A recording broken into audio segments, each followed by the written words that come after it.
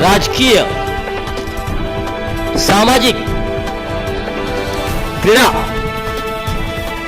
सांस्कृतिक, शैक्षणिक, गुन्हेगारी जे दिसतंय तेच दाखवतो TV9+.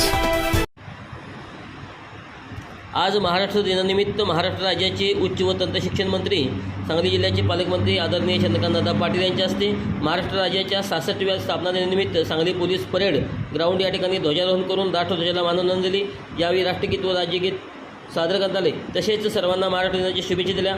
याप्रसंगी जिल्ह्याचं नावलौकिक वाढवणाऱ्या व्यक्तींचा सन्मान करून अभिनंदन केले. तसेच पोलीस दलातील कर्तव्यदक्ष अधिकाऱ्यांचाही गौरव करण्यात आला. यावेळी जिल्हाधिकारी अशोक काकडे, महापालिका आयुक्त सत्यम गांधी, जिल्हा परिषदेच्या मुख्य कार्यकारी अधिकारी तृप्ती धोडमिशे यांच्यासह सर्व विभागाचे अधिकारी आणि नागरिक मोठ्या संख्येने उपस्थित होते.